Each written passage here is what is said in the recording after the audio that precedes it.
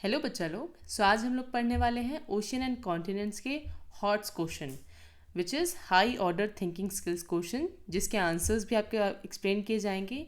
ये क्वेश्चन आपके examination point of view से बहुत इंपॉर्टेंट है, क्योंकि आजकल सीबीएसई का ये पैटर्न है कि वो एप्लीकेशन बेस्ड क्वेश्चन पूछते हैं। जो भी आपने बुक में पढ़ा उसके हिसाब से आप उसको रियल लाइफ में अप्लाई कर पाते हैं नहीं, ऐसा क्वेश्चंस पूछे जाते हैं। सो आपको ये क्वेश्चंस हेल्प करेंगे आपके एग्जामिनेशन में। तो हम शुरुआत करते हैं 2 मार्कर से। सो हमारा सबसे पहला क्वेश्चन है, if earth had no oceans how would that affect rainfall and climate. Question ने पूछा है कि अगर हमारे अर्थ पे ओशियंस नहीं होते तो उससे रेनफॉल, बारिश में, और क्लाइमेट में, हमारे मौसम में क्या चेंजेस होते या क्या अफेक्ट होता। तो इसका आंसर देखिए, ओशन जो है हमारा बहुत इम्पॉर्टेंट की रोल प्ले करता है in the water cycle by forming cloud through evaporation. So because of ocean, ocean water जो होता है वो इवापोरेट होके कंडेंसेशन करके क्या बनाता है, क्लाउड्स बनाता है। सो वाटर साइकिल में जो क्लाउड फॉर्मिंग का काम है वो किससे होता है, ओशन की वजह से होता है। ठीक है, without ocean there will be no clouds to bring rain, resulting dry land and desert like condition. और अगर ओशियंस नहीं होंगे तो क्लाउड नहीं बनेंगे, क्लाउड नहीं होंगे तो रेन्स नहीं होगी, और रेन नहीं होगी तो हमारा लैंड जो है वो ड्राई हो जाएगा और डेजर्ट जैसी कंडीशन हो जाएगी। थर्ड पॉइंट होगा, ocean absorb and release heat, helping to balance the earth climate, without the temperature would be extreme. अब देखो, ओशन जो होता है वो हीट को ऑब्जॉर्व करने की में मदद करता है। ठीक है, ओशन की जो वो होता है, वाटर बॉडी होता है, वो क्या होता है, हीट को ऑब्जॉर्व करता है अपने अंदर, और after in night it also releases the heat. ठीक है, जिससे क्या है, अर्थ का क्लाइमेट जो है बैलेंस बना रहता है। अब अगर ओशन नहीं रहेगा अब्जॉर्व करने के लिए हीट, तो क्या होगा, एक्सट्रीम क्लाइमेट हो जाएगा। मतलब या तो एक्सट्रीम हॉट हो जाएगा या तो एक्सट्रीम कोल्ड हो जाएगा। तो पहले 2 पॉइंट रेन के लिए है और थर्ड पॉइंट क्लाइमेट के लिए है। नाउ यहाँ पर बात हो रही है, अब आप बोलोगे कि मैम जो रिवर्स हैं वो भी तो कंडेंसेशन में हेल्प कर सकती हैं, इवापोरेशन में हेल्प कर सकती हैं। बट बात यह है बेटा कि ओशन जो होती है बहुत बड़ी वाटर बॉडी होती है, तो वो ज़्यादा हेल्प करती है रिवर से तो कहीं ज़्यादा। ठीक है, मान लो 70% रिवर, 70% ओशन है, उसका भी 1% सिर्फ रिवर है। ठीक है, 1% से एक्चुअली कम है। So you can imagine now. Second question पे आते हैं, why is it surprising that we still face water scarcity despite earth having so much water। अब देखो, बहुत जेन्युइन क्वेश्चन है कि अर्थ पे इतना सारा पानी होने के बावजूद भी हम वाटर स्कैरसिटी कैसे फेस कर रहे हैं, वाटर की कमी कैसे है। वाटर स्कैरसिटी मतलब कमी होना। ठीक है, जैसे मैंने अभी बताया that while about 70% of the earth surface is covered with water, 70% हमारा अर्थ जो है पानी से भरा हुआ है, पर इसमें most of the water is salty water, salty ocean water, जो हमारे ड्रिंकिंग के लिए सुटेबल नहीं होता, ना ही फार्मिंग के लिए सुटेबल होता है। तो इसके बाद सेकेंड आप पॉइंट लिखेंगे कि very small percentage like 2.5% of the water available on the earth is fresh water, जो कि आधे तो उससे, जो 2.5 है ना, उसमें से आधा तो ग्लेशियर में है या अंडरग्राउंड वाटर है, जिससे उसको एक्सेस करना बहुत हार्ड होता है। अब आप ग्लेशियर को अपनी कंट्री में तो नहीं लेके आओगे पिघला के, है ना, और ग्राउंड वाटर की एक लिमिट होती है। इसलिए जो हमारा लिमिटेड सप्लाई है ऑफ यूजेबल वाटर, जिसकी वजह से हमें वाटर स्कैरसिटी होती है, क्योंकि हमारा जो यूज़ करने वाला पानी है उसका सप्लाई लिमिटेड है वो ऐसी बात नहीं है कि फ्रेश वाटर नहीं है, पर लिमिटेड है, इसलिए हमें थोड़ी सी दिक्कत हो रही है। अब थर्ड क्वेश्चन आता है, how can disaster like tsunami affect people who don't live near the coast. अच्छा, हमें ये तो समझ में आता है कि जो सुनामी आती है तो जो लोग होते हैं जो कोस्टल एरिया में रहते हैं वो तो अफेक्ट होते हैं बहुत बुरी तरीके से, वो समझ में आता है, पर जो कोस्ट में नहीं रहते हैं वो कैसे अफेक्ट होते हैं। तो देखो, दिमाग लगाना कि इवन द सुनामी हिस्ट coastal region, their impact can spread far beyond this area. This point if you don't write it's very enough, पर अगर आप ये लिखते हो तो आपका आंसर थोड़ा ब्यूटीफुल हो जाता है। तो हमारा पॉइंट होगा damage two port and transport system. मान लो कोस्ट है, कोस्ट में पोर्ट्स भी होते हैं, पोर्ट्स मतलब जहाँ पर शिप्स आती हैं अपना सामान उतारती हैं। ठीक है, तो उसको पोर्ट बोला जाता है, जहाँ से ट्रेड होता है। ठीक है। और ट्रांसपोर्टेशन सिस्टम होता है, कई लोग शिप से ट्रैवल भी करते हैं एक कंट्री टू दूसरी कंट्री, है ना। अब बिकॉज ऑफ सुनामी ये दोनों ही चीज़ें डैमेज हो जाती हैं, जिसकी वजह से हमारा जो फूड सप्लाई है या गुड्स का सप्लाई है वो बंद हो जाता है। आप जानते हैं कि मोस्ट ऑफ द सामान जो हमारे यहाँ आता है बेटा, वो सी वाटर की ट्रेड से आता है। और अगर पोर्ट्स ही नहीं रहेंगे जहाँ शिप रुके और सामान उतार पाए, तो फिर आपका ट्रेड होगा कैसे, ठीक है। इसलिए थर्ड पॉइंट है, relief efforts, resources and national funds are diverted affecting people across the country. अब जब सुनामी आती है तो रिलीफ एफर्ट्स किए जाते हैं, उनको बचाने के लिए रिसोर्सेज दिए जाते हैं, नेशनल फंड पैसा लगता है, हेलीकॉप्टर्स लेके जाना, फिर हमारे बफर स्टॉक से जो हमारे पास एक्स्ट्रा ग्रेन होता है ना कंट्री में, उनके पास लेके जाते हैं, हम उनकी हेल्प करते हैं। अब उनकी हेल्प करने की वजह से बाकी लोगों को थोड़ा नुकसान हो सकता है, हमारा पैसा उन चीज़ों में खर्च होगा। तो इससे अच्छा है हम सुनामी से, इसलिए जो सुनामी आती है वो सिर्फ कोस्टल रीजन से को अफेक्ट नहीं करती, बाकी कंट्री को भी अफेक्ट करती है, ठीक है। हमें अपनी आर्म फोर्सेस भेजनी पड़ती है वहाँ हेल्प करने के लिए। It's not a bad thing, पर उससे क्या है, हमारे रिसोर्सेज डिस्ट्रीब्यूट हो रहे हैं, जिसकी वजह से पूरी कंट्री अफेक्ट होती है, ठीक है। अब fourth question, imagine the earth didn't rotate, how would the ocean be affected. मान लो अर्थ ने रोटेट करना ही छोड़ दिया, ठीक है। अब रोटेट करना मतलब अपने एक्सेस पे ही वो रोटेट करती है, ठीक। अब अगर अर्थ ने रोटेशन छोड़ दी तो जिसकी वजह से क्या होता है, ओशन करेंट्स नहीं आएंगे। ओशन करेंट्स क्या होती है बेटा, हमें ऐसा लगता है कि पानी स्टेबल है ओशन का, पर नहीं, बिकॉज अर्थ अपने एक्सिस पे मूव कर रही होती है तो पानी भी मूव करता है, ठीक है। अपने ही उसका अपना एक डायरेक्शन होता है पानी का, ठीक है। और ये फिक्स डायरेक्शन होता है, एक जगह से दूसरी जगह जाता है। तो अगर आप अर्थ को रोक देते हैं तो ओशन करेंट्स भी रुक जाएंगे, और ओशन करेंट्स हम हेल्प करती हैं in distributing heat and nutrients across the globe. अब आप बोलोगे मैम ठीक है, हीट तक तो समझ में आता है कि देखो अब होता क्या है, बहुत ईजी है ये। मान लो ये हमारा ग्लोब है, ठीक है, बुरा है पर ठीक है, ये इक्वेटर है। अब ध्यान दो, यहाँ का जो ओशन वाटर है ना बेटा, ये वार्म होता है, क्योंकि आपको पता है कि यहाँ पर बहुत हीट होती है, टॉरेट जोन है ये। तो जब यहाँ का पानी ऊपर की तरफ मूव करता है, ओशन करेंट्स जो मूव करती हैं वो अपने साथ साथ गर्म हवा लेके जाती है, क्योंकि पानी गर्म है तो उसके ऊपर की हवा भी गर्म होती है। अब जो पोल से पानी नीचे की तरफ आ रहा होता है वो ठंडा होता है, तो उसके आसपास का इन्वायरमेंट ठंडा हो जाता है कोस्टल रीजन का। तो ये हेल्प करता है इन डिस्ट्रीब्यूटिंग हीट। न्यूट्रिएंट कैसे, अब इन करेंट्स के साथ फिशेस भी मूव करती हैं, तो जहाँ कोल्ड करंट और वार्म करंट आके मिलती है ना, जहाँ गर्म पानी और ठंडा पानी आके मिलता है, वहाँ बहुत सारी फिशेस होती हैं।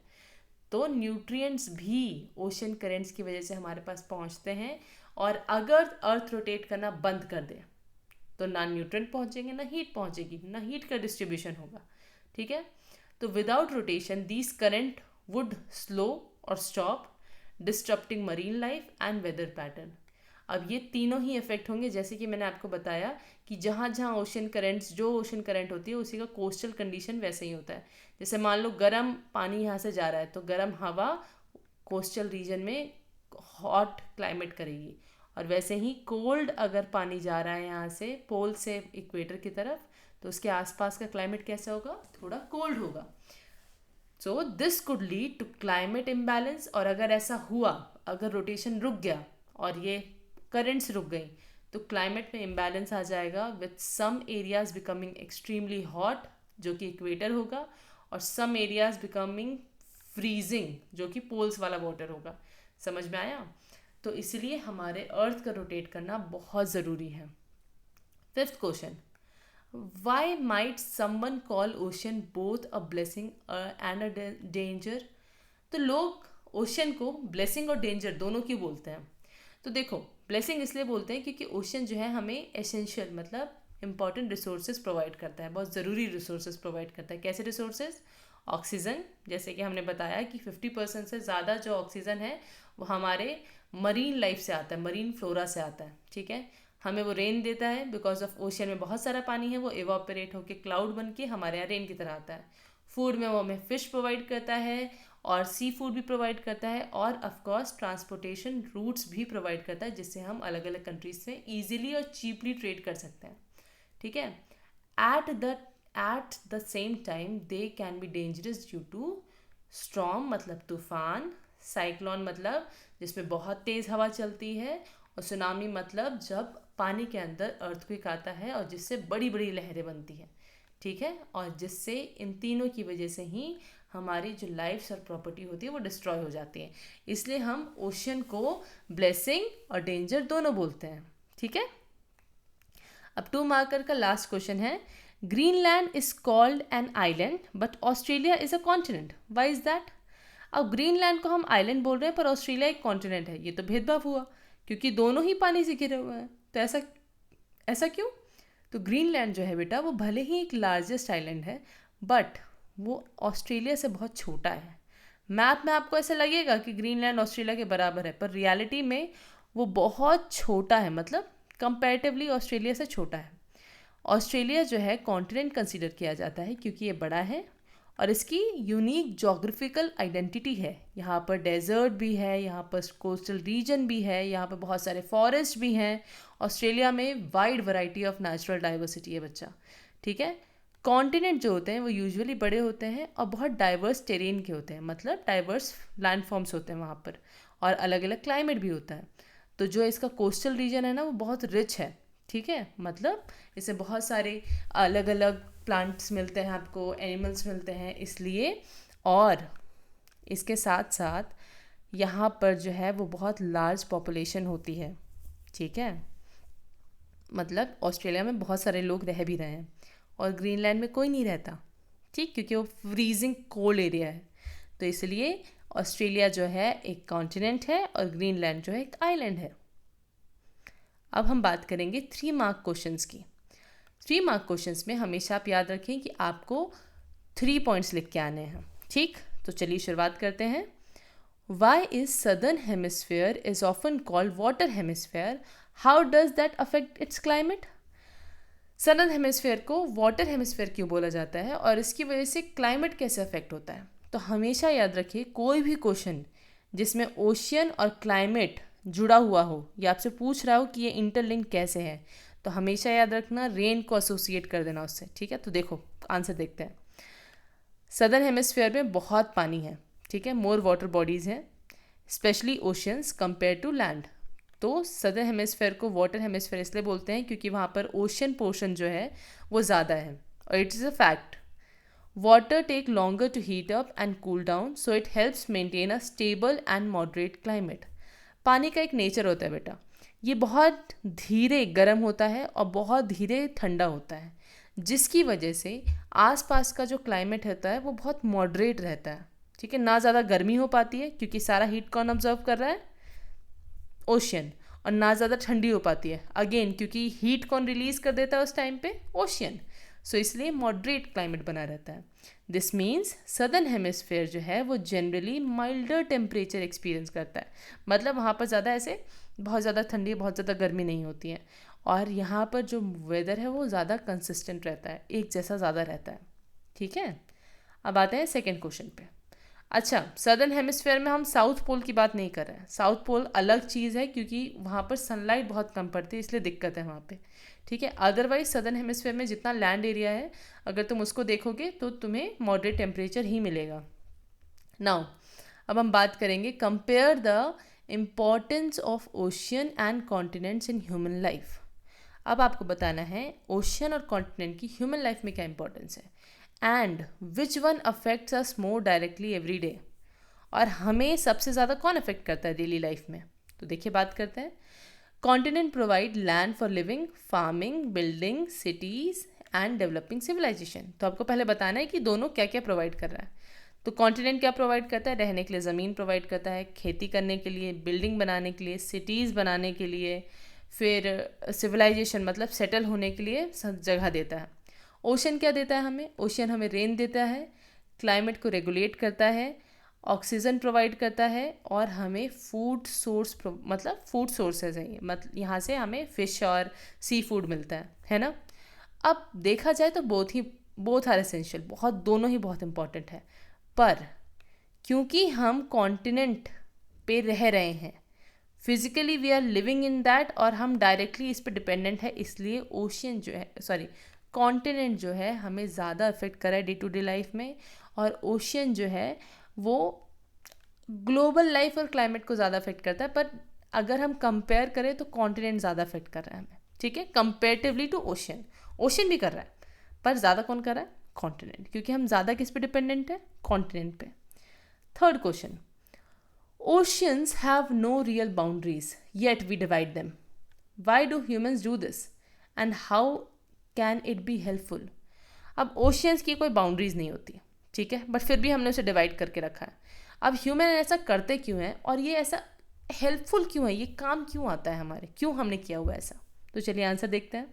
Humans create division for easier understanding, navigation and governance. हम ओशंस को डिवाइड करते हैं ताकि हमें समझने में आसान हो, ठीक है, कि हमने अटलांटिक और पैसिफिक ओशन को अलग अलग इसलिए बनाया हुआ है, अब पानी तो एक ही है पर समझने में आसान होगा कि तुम कौन से ओशन से क्रॉस कर रहे हो। अब तुम बोलोगे कि भैया यूरोप से हमें अमेरिका जाना है और हमें एक ओशन क्रॉस करना है, कौन सा ओशन? अगर सबके नाम एक ही होगा तो तुम कैसे बताओगे कौन से ओशन को क्रॉस कर रहे हो तुम, है ना? सो अंडरस्टैंडिंग के लिए, नेविगेशन के लिए, यहाँ से वहाँ जाने के लिए, और गवर्नेंस के लिए, उसको रूल करने के लिए उस एरिया को, कि भैया अगर कोई तुम्हारे पानी वाटर बॉडी के बहुत ही पास आ गया है, इंडियन ओशन में किसी ने एंटर कर लिया, अब तुम तो सिक्योरिटी इशू हो जाएगा हमारे लिए तो, है ना? क्योंकि भैया अब तुम्हारे पानी के पास बहुत, तुम्हारे लैंड एरिया में के पास कोई आ गया है, ठीक है, पानी से, तुम क्या करोगे? उसको बोलोगे ना कि रुक जाओ भैया, ये हमारी बाउंड्री है। पर अगर बाउंड्री नहीं रही तो तुम उसको रोकोगे कैसे? और वहाँ से उसने बम छोड़ दिया फिर। तो इसलिए अंडरस्टैंडिंग के लिए, नेविगेशन के लिए और गवर्नेंस के लिए ये डिवीजन बहुत ज़रूरी होती है। Dividing ocean help in scientific study, weather forecasting, trade regulation and marine law. तो हमारे साइंटिफिक स्टडी में भी मदद करता है ये, क्योंकि हमें ऐसा लगता है कि सारे ओशन में एक ही पानी है, पर इनके पानी अलग अलग हैं, इनका फीचर्स अलग अलग हैं, इनकी मरीन लाइफ अलग अलग है, ठीक है, तो उसकी स्टडी के लिए हमें हेल्प करता है। वेदर फोरकास्टिंग, ओशन अगर अलग अलग होगा उसी की वजह से वेदर भी अलग अलग होगा। जैसे इंडियन ओशन में एक तरह का विंड आता है जिसको मानसून विंड बोलते हैं, जो हमारे यहाँ रेन करता है, ठीक है। अब हर जगह अलग अलग नाम से है ये, ठीक है, अलग अलग तरीके के वेदर क्रिएट करते हैं ओशन, सब जगह एक जैसा नहीं होता है, ठीक। तो इसलिए वेदर फोरकास्टिंग के लिए ट्रेड रेगुलेशन, कि आपको कहाँ तक एंटर करना है, कौन सी शिप कहाँ एंटर कर सकती है, कितना दूर तक आप जा सकते हैं किस कंट्री में, ये सब ट्रेड रेगुलेशन में आता है। और मरीन लॉ, कि आप किसी कंट्री में कितना एंटर कर सकते हैं और कहाँ तक आपको नहीं जाना है, कहाँ तक आपको परमिशन की ज़रूरत पड़ेगी, इन सब को मेंटेन करने के लिए हमने अपने ओशंस को डिवाइड कर रखा है। It also aid in international cooperation for disaster management and conservation. इससे because we have divided the oceans, इससे हमें पता चलता है कि भैया कौन से ओशन में ज़्यादा सुनामी आती है। जैसे इंडियन ओशन में बेटा साल में कम से कम 1-2 बार तो सुनामी आती ही आती है। तो इससे क्या है, जो इंडियन ओशन के आसपास के लैंड्स हैं, ठीक है, जैसे इंडोनेशिया हो गया, हमारा इंडिया हो गया, श्रीलंका हो गया, ये आपस में मिल के डिज़ास्टर मैनेजमेंट के लिए कुछ कर सकते हैं, है ना। तो इसलिए हमने, अब इसमें यूरोप क्या करेगा? इंडियन ओशन से कनेक्शन है क्या इसका? नहीं। तो इसलिए हमने डिवाइड कर रखा है ताकि हम मिल के सॉर्ट आउट करके अपने चीज़ों, प्रॉब्लम्स को सॉल्व कर सकें मिल के, ठीक है। चलिए fourth, how do marine plants affect not just ocean life but even people living far away from the sea? जो पानी के अंदर वाले प्लांट होते हैं बेटा, वो ओशन लाइफ के साथ साथ हमारी लाइफ को भी अफेक्ट करता है। कैसे? तो देखो, मरीन प्लांट्स होते हैं एक एल्गी नाम के, ये 50% of the earth oxygen produce करते हैं, जो कि हम सब के लिए बहुत ज़रूरी है, सारे लिविंग बींग्स के लिए, ठीक है। So they absorb carbon dioxide, of course they absorb and they exhale oxygen, जिसकी वजह से, क्योंकि वो कार्बन डाइऑक्साइड इनहेल कर लेते हैं, इसकी वजह से क्या होता है, हमारी ग्लोबल वार्मिंग जो है, ग्लोबल वार्मिंग मतलब होता है जब कार्बन डाइऑक्साइड की मात्रा आपके एनवायरनमेंट में बढ़ जाए, एटमॉस्फेयर में बढ़ जाए, उसकी वजह से टेम्परेचर बढ़ने लगता है, उसी को ग्लोबल वार्मिंग बोलते हैं, ठीक है।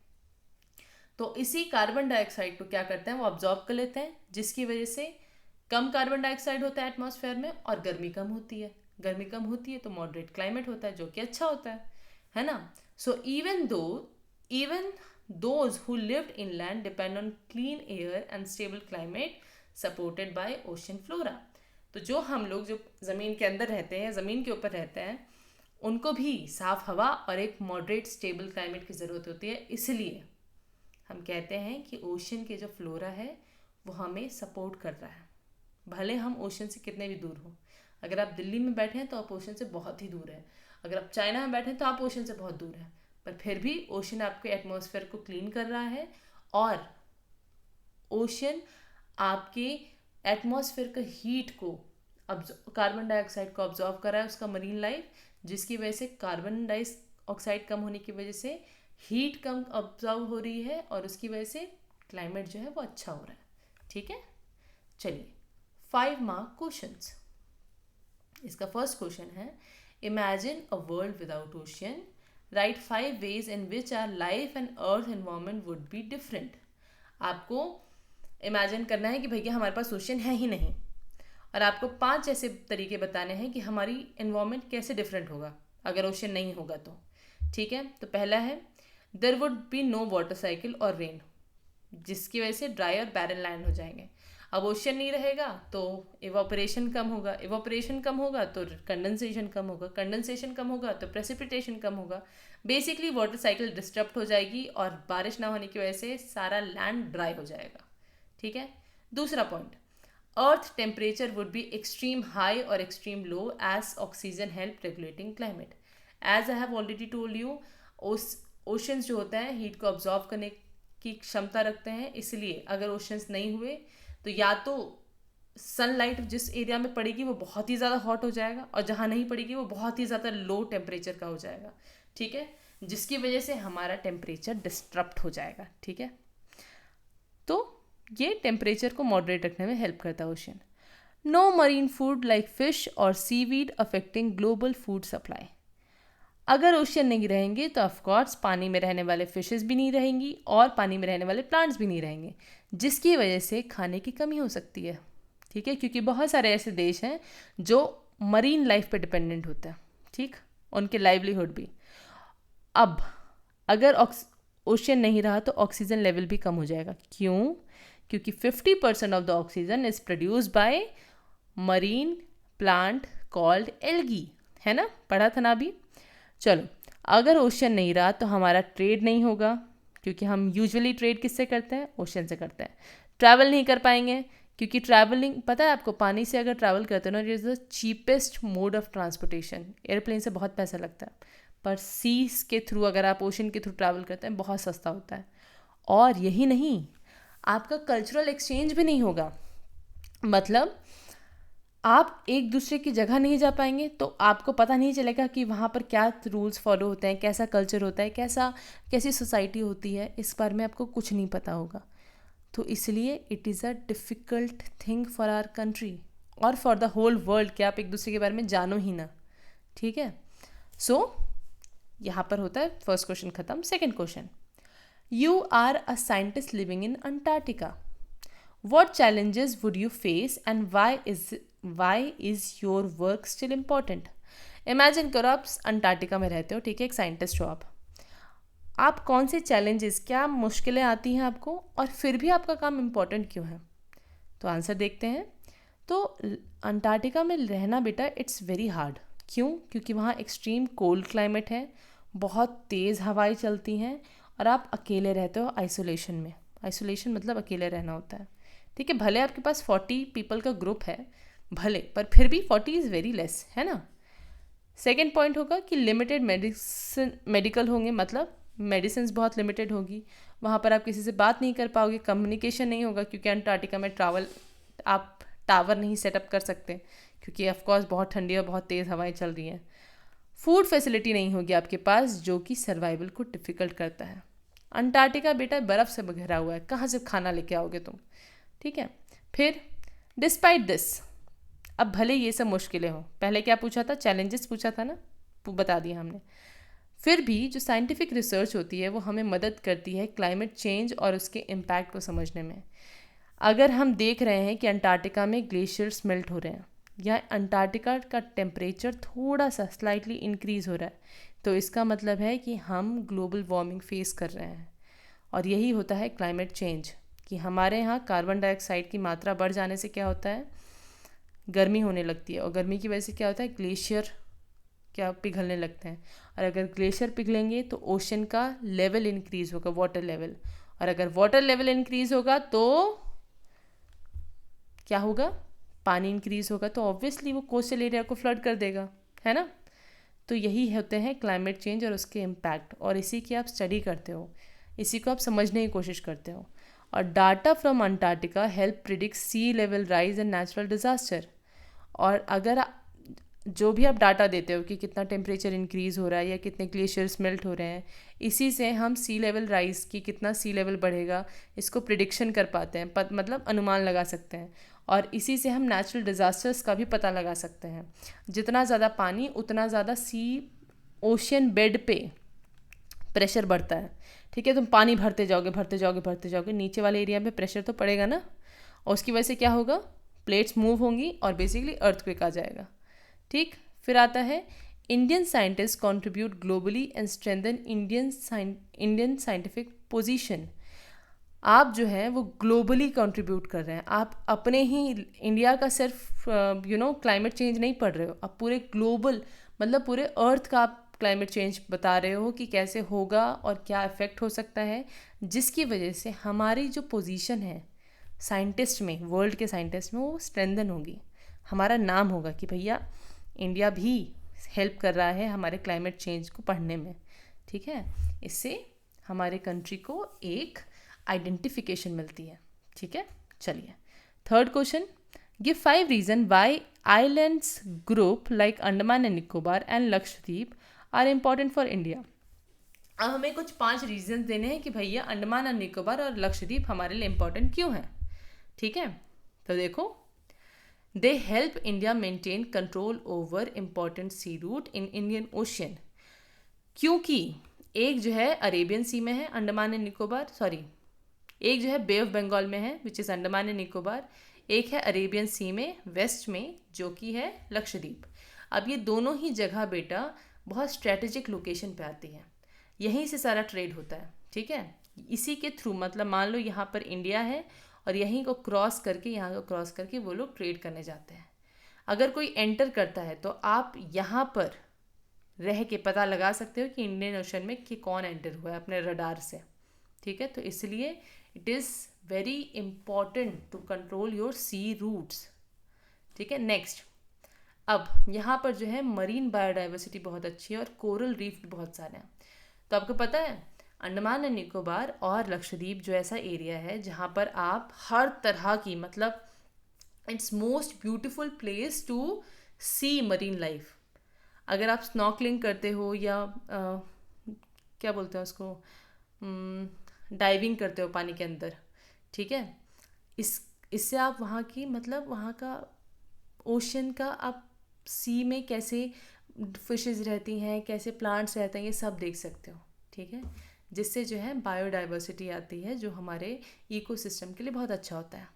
अब क्योंकि वहाँ पर बहुत अच्छा मरीन बायोडाइवर्सिटी है, पानी में बहुत सारे प्लांट्स और एनिमल्स हैं, इसलिए वहाँ पर टूरिज़्म भी बहुत होता है, ठीक है, जो हमें बेसिकली पैसा देता है, हमारी इकोनॉमी में पैसा कंट्रीब्यूट करता है टूरिज़्म, ठीक।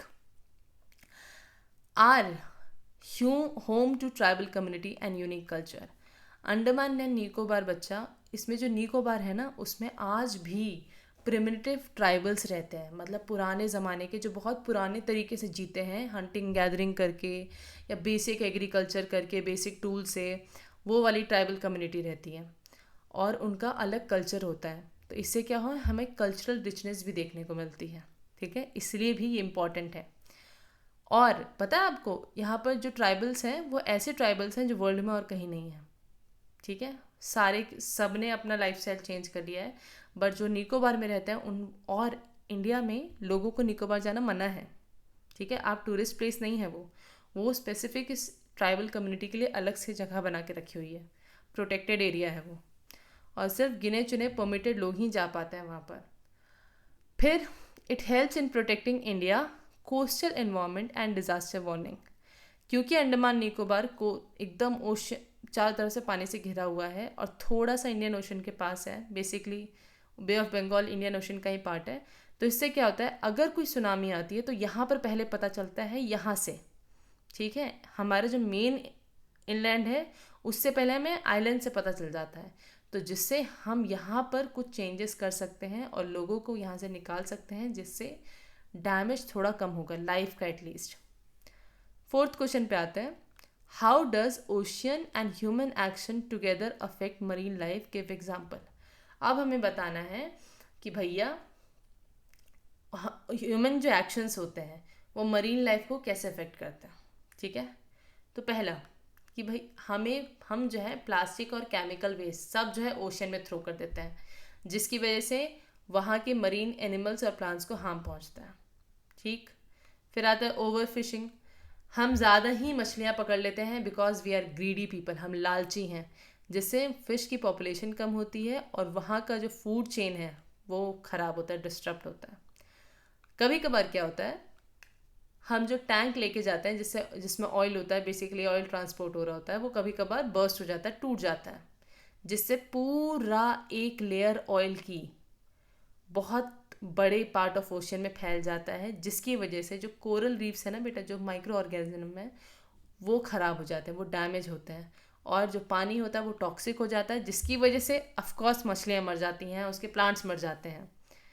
उसके बाद rising ocean temperature affect sensitive species and coral bleaching.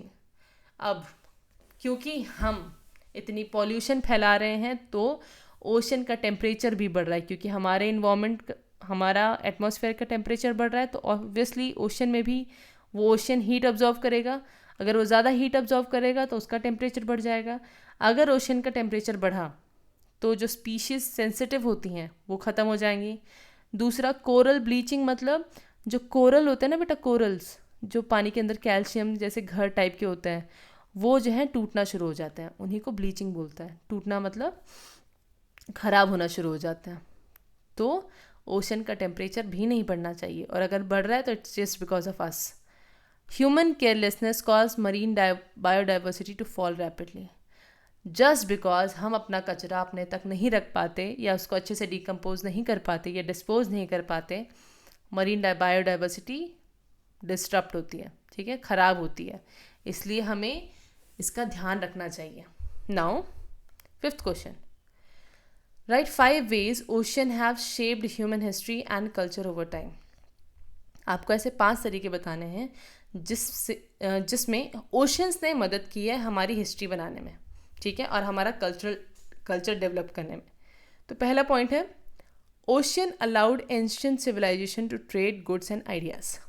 Because of this ocean हमारी जो पुरानी सिविलाइजेशन थी, जो पुराने लोग जहाँ पर रहते थे, वो जो है दूसरे लोगों के साथ ट्रेड कर पाते थे और आइडियाज़ शेयर कर पाते थे और सामान शेयर कर पाते थे, ठीक है। फिर they help humans migrate and discover new continent. पुराने ज़माने में लोग जो हैं वो एक जगह से दूसरी जगह माइग्रेट करते थे विद द हेल्प ऑफ सी, ठीक है, ट्रेड करते थे और माइग्रेट भी करते थे।